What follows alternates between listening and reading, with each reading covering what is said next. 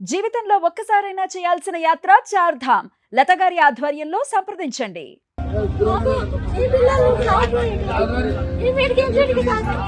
వాటి కాదు.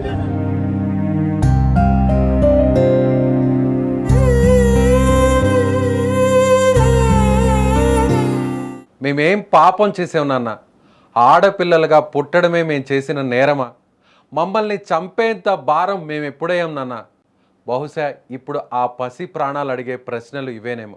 కరీంనగర్లో వెలుగు చూసిన ఒక దారుణం ప్రతి ఒక్కరి గుండెలను పిండేస్తుంది. ఆడపిల్లలుగా పుట్టడమే ఆ చిన్నారుల పాలిట శాపంగా మారింది. ప్రాణంగా చూసుకోవాల్సిన కన్న తండ్రే కాలయముడుగా మారి కవల పిల్లలకు పురుగుల మందు తాగించి వ్యవసాయ బావిలో పడేసి చంపేసిన ఈ ఘటన రాష్ట్ర వ్యాప్తంగా ఇప్పుడు సంచలనం సృష్టిస్తోంది. అసలు ఆ క్షణం ఆ చిన్నారుల మనసు ఏమనుకుని ఉంటుంది? ఆ పసి ప్రాణాల ఆత్మ ఘోష ఎలా ఉంటుందో ఒక్కసారి ఊహించుకుంటేనే గుండెలు ముక్కలవుతున్నాయి. నువ్వు కనిపిస్తే మాకు ఆ క్షణం పండుగలా ఉంటుంది కదా నాన్న. సాయంత్రం నువ్వు ఇంటికి రాగానే నీ కాళ్ళు పట్టుకొని ఆడుకోవడం, నిన్ను చూస్తే మాకు ఎక్కడ లేని సంతోషంగా ఉండేది కదా నాన్న. నువ్వు పని మీద బయటకు వెళితే నువ్వు ఎప్పుడొస్తావా, మా కోసం ఏం తెస్తావా అని నీ రాక కోసం నేను, నా చెల్లి గుమ్మం దగ్గరే కూర్చొని ఎదురు చూసేవాళ్ళం కదా నాన్న. నువ్వు రాగానే మాకు లోకమే దొరికినంత సంబరపడిపోయేవాళ్ళం. అలాంటిది నీకు మా మీద ఎందుకు కోపం వచ్చింది నాన్న? ఆ రోజు నువ్వు మమ్మల్ని ఇద్దరిని బైక్పై ఎక్కించుకున్నప్పుడు నాన్న మమ్మల్ని భలే సరదాగా ఎక్కడికో కొత్త చోటుకి తీసుకువెళ్తున్నాడని నేను అక్క ఎంతగానో మురిసిపోయాం. నీ వెనకాల కూర్చొని గాలికి ఎగురుతూ ఎంత సంబరపడ్డామో తెలుసు నాన్న. కానీ నువ్వు మమ్మల్ని మృత్యువు దగ్గరికి తీసుకువెళ్తున్నావని మాకు తెలియదు నాన్న. నువ్వు ఏదో డబ్బా తీసి మా నోట్లో పోస్తుంటే నువ్వు ప్రేమగా మాకేదో కూల్ డ్రింక్ తాపిస్తున్నావేమో అనుకుని ఏడవకుండా తాగేశాం నాన్న. ఆ గడ్డి మందు, ఆ పురుగుల మందు మా గొంతును కాల్చేస్తున్నా నాన్న ఏదిచ్చినా అది మాకు అమృతమే కదా అనుకున్నావు నాన్న. కానీ ఆ తర్వాత మాపై ఎక్కడ లేని పగబట్టిన వాడిలా నువ్వు మమ్మల్ని తీసుకెళ్ళి ఆ చీకటి బావిలో విసిరేస్తుంటే నీకు బరువైపోయావా నాన్న అని మా చిన్న మనసులు ముక్కలైపోయాయి నాన్న. అసలు ఎందుకు నాన్న ఇలా చేసావు? మేము ఆడపిల్లలుగా పుట్టడమే తప్ప? ఒకవేళ ఆడపిల్లలుగా పుట్టడమే మా తప్పైతే మమ్మల్ని ఎక్కడైనా ఓ అనాథాశ్రమంలో వదిలేయాల్సింది కదా నాన్న. ఎవరో ఒకరు పెట్టిన అన్నం తిని బతికేవాళ్ళం కదా నాన్న. మాకెలాంటి కొత్త బట్టలు కొనివ్వలేకపోయినా సర్దుకుపోయేవాళ్ళం కదా. ఎందుకు ఇంత పని చేసావు నాన్న? నిజం చెప్పనా నాన్న, నువ్వు మా ప్రాణాలు తీసావని మాకు ఏ కోసైనా బాధ లేదు. ఎందుకంటే నువ్వు మా నాన్నవి. నీకు ఆ హక్కు ఉందని మేము సరిపెట్టుకుంటాం. కానీ ఇప్పుడు ఈ సమాజం నిన్ను ఓ కసాయివాడిగా, సొంత బిడ్డల్నే చంపిన ఓ నేరస్తుడిగా ముద్ర వేస్తుంటేనే మాకు చాలా బాధగా ఉంది నాన్న. నీకు ఆ పేరు రావడం మాకు ఇష్టం లేదు నాన్న. అయినా కానీ నువ్వు మమ్మల్ని చంపినా కూడా నిన్ను మిస్ అవుతున్నావు నాన్న. ఈ జన్మలో మమ్మల్ని కన్నందుకు మరొకసారి నీకు మిస్ యూ నాన్న. విన్నారు కదా, ఇవి ఆ పసి ప్రాణాల కన్నీటి మాటలు కాకపోవచ్చు, కానీ ఆ చిన్నారుల ఆత్మఘోష ఖచ్చితంగా ఇలాగే ఉంటుంది. ఆడపిల్లలంటే బాధ్యత కాదు, ఇంటికి వెలుగు. కానీ ఆ వెలుగును పురిట్లోనే, పసితనంలోనే చిదిమేస్తున్న ఇలాంటి కసాయి తండ్రులు సమాజంలో ఇంకా ఉండడం దురదృష్టకరం. కన్న తండ్రే ఇలా చేస్తే ఆ పసి వాళ్లను కాపాడేదెవరు?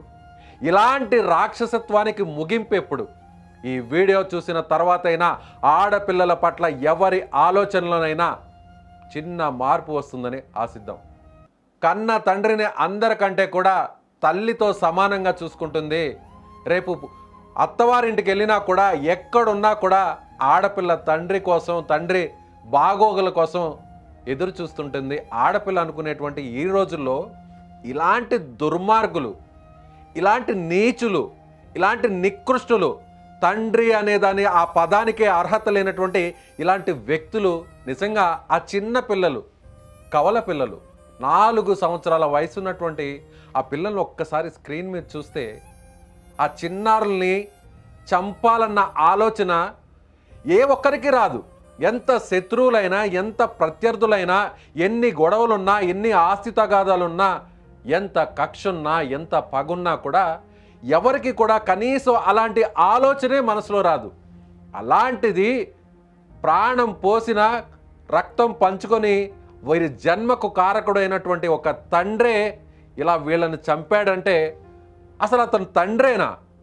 ఇలాంటి వ్యక్తులు ఈ భూమి మీద ఇంకా బతికే ఉన్నారంటే నిజంగా బాధేస్తుంది. ఆ చిన్నారులను చూస్తే ఎంత చక్కగా ఎంత ముద్దుగా ఉన్నారు. 4 సంవత్సరాల చిన్నారులు, చిన్నపిల్లలు, అందులో కవల పిల్లల్ని చూస్తే అది ఏ వయసు పిల్లలైనా ఎవరికైనా కూడా ఒక్కసారిగా అందరి చూపు వీళ్ళు ట్విన్స్ కదా అని అందరి చూపు అటువైపు వెళ్తుంది. అలాంటి ఈ నీచుడు, ఈ దుర్మార్గుడు సొంత బిడ్డల్నే ఇంత దారుణంగా చంపడం, పురుగుల మందు ఇచ్చి మరి ఆ తర్వాత వాళ్ళని తీసుకెళ్ళి నేరుగా ఒక బావిలో పడేయడం. ఒక కన్న తండ్రి ఇప్పుడున్న సమాజంలో, ఇప్పుడనే కాదు ఎప్పుడైనా కానీ ఆడపిల్లకి ఏ మాత్రం ఒక చిన్న నొప్పి తగిలినా కూడా తండ్రి విలవిలలాడిపోయే తండ్రులు మనం చూస్తుంటాం. కానీ ఇలాంటి నీచ నికృష్ట దుర్మార్గులు ఈ సమాజంలో ఉన్నారంటే, మన మధ్య తిరుగుతున్నారంటే వీళ్ళకి అసలు పెళ్ళి, పిల్లలు, అసలు మానవ జన్మే అవసరమా అని ఒక్కొక్కసారి అనిపిస్తుంటుంది. ఎలాంటి వారైనా సరే, అది పేదవాళ్ళైనా లేకపోతే డబ్బు లేని వాళ్ళైనా ఎవరైనా సరే, ఆడపిల్ల అంటే మన ఇంటికి వచ్చిన ఒక అదృష్ట దేవతగా ఫీల్ అయ్యే రోజులు ఇవి. ఎక్కడున్నాం మనం?